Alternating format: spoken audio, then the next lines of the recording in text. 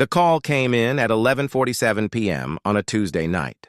Static hissed over the radio as dispatch delivered the report. Structure fire, 2347 Maple Ridge Drive. Possible occupants inside. My pulse spiked. I threw on my gear, climbed into Engine 4, and rolled out with the rest of my volunteer crew. That address wasn't just anywhere, it was in Riverside Estates. My own neighborhood, where I'd lived for the past 15 years. Sirens wailed. Lights cut through the darkness, and we tore down the empty streets.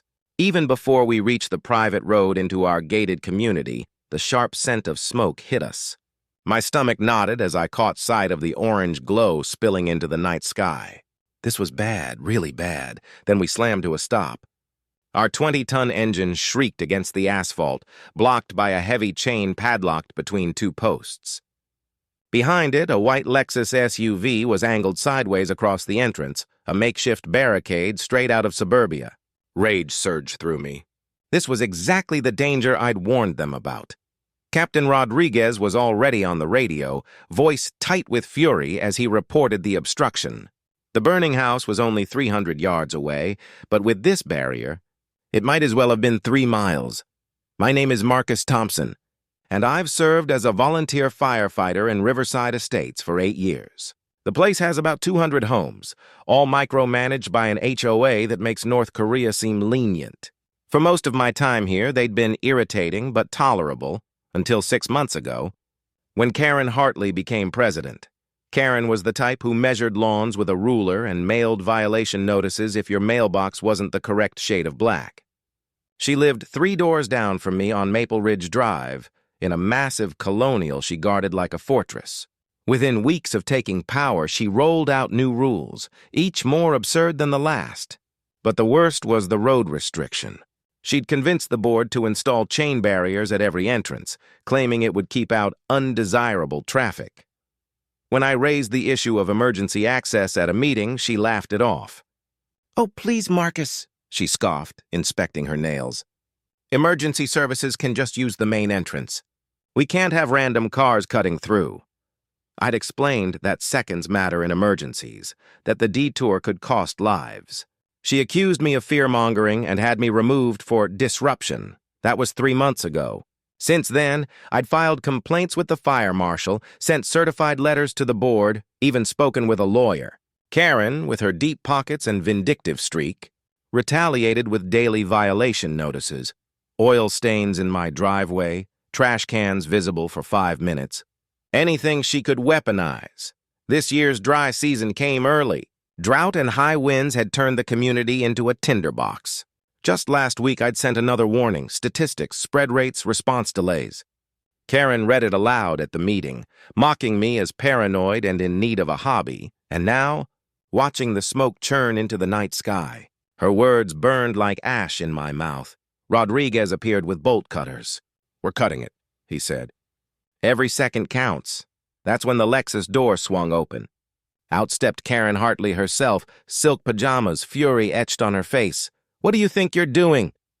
she shrieked, pointing at the bolt cutters. "That chain is HOA property." "You have no right to destroy it." "Ma'am, there's a structure fire," Rodriguez said, holding on to his professionalism. "I don't care if the Queen of England is on fire," Karen snapped, planting herself between him and the chain. "This is a private road. You have no authorization. There are procedures."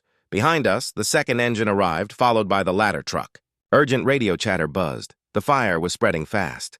My instincts screamed to shove her aside and cut the chain myself. "Karen," I warned, stepping forward. "People could die because of your power trip. Move aside now, or you'll be arrested for obstruction." Her sneer twisted into something personal. "Of course it's you, Marcus. Still bitter about losing your little HOA election? Well, I'm president now, and you'll follow the rules. Use the main entrance." Rodriguez had heard enough. He keyed his radio. "Dispatch, be advised. We have an individual actively obstructing fire suppression efforts at 2347 Maple Ridge Drive. Request immediate law enforcement." Karen froze. "Wait, did you say 2347? "Affirmative," Rodriguez replied, already moving on the chain, her face drained of color. "That's my house," she whispered. "My daughter, she stayed home sick. Oh, God." She's inside. Frantic now, she fumbled with her keys, hands shaking so badly she dropped them twice. I'll unlock it. Please, you have to save her. Miranda's only 14. The change was instant. The imperious HOA tyrant was gone. In her place stood a terrified mother, hair falling into her face as she clawed at the chain. Move! Rodriguez barked, shoving past her. The bolt cutters snapped the padlock with a metallic scream. Engines roared through the opening, leaving Karen trembling in the road, silk pajamas fluttering in the wind. And then we saw it, the nightmare every firefighter dreads. The second floor of her colonial was a roaring inferno, flames clawing through every window, smoke pouring from the open door like a black river. In the driveway, a figure in a nightgown stood on the lawn. For a moment, my heart lifted until I realized it was just a neighbor. The girl's room is in the back, the neighbor screamed, pointing toward the rear of the house. Second floor, last window on the right. I saw her at the window, but she's not there anymore. We moved like a well-oiled machine, Rodriguez barking orders as we deployed. I grabbed my air pack and followed Mitchell and Davis to the front door.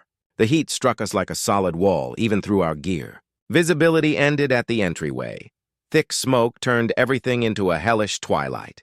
Stay low, stay together, I shouted, dropping to my knees. We crawled forward along the wall, our training taking over. Behind us, I could hear the ladder truck setting into position and water lines being charged. But I knew we had only minutes before the second floor gave way. Karen appeared in the doorway behind us, struggling against the firefighter holding her back. Miranda! She screamed. Please, someone save my daughter. I forced myself to block out her cries and focus on the search. Room by room, we cleared the first floor before finding the stairs. The heat intensified as we climbed, the roar of flames drowning out everything else. At the top, the hallway stretched in both directions, every door a potential death trap. Split up, I ordered. Mitchell left. Davis with me. We turned right, toward where the neighbor had pointed. The first door opened onto a home office already engulfed. The second revealed a bathroom clear. The third was closed, but waves of heat radiated from it. It had to be the one. I tried the handle, locked. Without hesitation, I stepped back and kicked. The door burst open, revealing a teenage girl's room already transformed into an inferno. Posters curled black on the walls, the canopy bed consumed in flames. And there, huddled in the far corner, was a small figure. I've got her! I yelled, rushing forward. Miranda was unconscious but breathing, overcome by smoke. I scooped her into my arms, her body terrifyingly light, and turned back just as a section of ceiling collapsed behind us, sending burning debris across the room. Davis led the way, axe clearing falling timber as we retreated. The stairs were buckling, each step a gamble. We made it to the front door just as the upstairs hallway flashed over, a rolling wave of fire that would have killed us 30 seconds later. I burst onto the lawn, Miranda limp in my arms, and passed her to waiting paramedics. They went to work with oxygen and IV lines while I ripped off my mask, gasping in the cool night air. My brothers kept fighting, multiple lines attacking from all angles. Karen was instantly at the gurney, collapsing to her knees, sobbing her daughter's name over and over. When Miranda's eyes fluttered open and she whispered, "Mom," Karen broke completely, clutching her daughter's hand like a lifeline. It took 4 hours to fully extinguish the blaze. By dawn, the Hartley house was nothing but a blackened skeleton, water dripping from charred timbers. Later, the investigation revealed an electrical fault in the attic wiring that had smoldered for hours before erupting. With faster access, we could have contained it to one room. The delay at the gate had cost them everything. Karen sat on a neighbor's porch, wrapped in a Red Cross blanket, watching investigators comb through the ruins. She looked 10 years older. When she saw me approaching, she didn't sneer or snap, only looked at me with hollow eyes. "Marcus," she said quietly, "I need to apologize. Not just for tonight, but for everything. You tried to warn me, and I let my pride, my need to control everything, nearly kill my daughter." I sat beside her, too exhausted for vindication. "Miranda's going to be fine," I said. "That's what matters." "The chain," she whispered, staring at her ruined home. "It delayed you 6 minutes. The fire chief told me. 6 minutes that let the fire spread from the attic to the entire second floor. 6 minutes that almost cost me everything.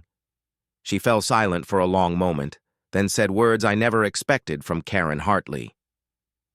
I'm resigning as HOA president, effective immediately. I'll also recommend all access restrictions be removed before someone else pays for my arrogance. 2 weeks later, at an emergency HOA meeting, Karen stood before a packed room. She looked smaller somehow, diminished by the weight of what had happened. Her resignation letter was brief and direct, no excuses, no blame shifting. She endorsed an emergency measure to remove all barriers and adopt the fire department's access plan. The vote was unanimous. As the meeting ended, I handed her a small box. Inside was a 6-inch section of the chain we had cut that night, still scorched from burning debris. For your new house, I said quietly. A reminder that some barriers aren't worth keeping. She accepted it with trembling hands, tears streaking her face. The HOA quickly hit her with $12,000 in violations for visible fire damage. Her insurance company, citing obstruction of emergency services, denied her claim, leaving her with a $400,000 mortgage on ashes. The state fire marshal's investigation brought criminal charges for reckless endangerment, later reduced to 3 years probation and 5,000 hours of community service with the fire department. Karen's face, as the judge read the sentence, was one of complete devastation.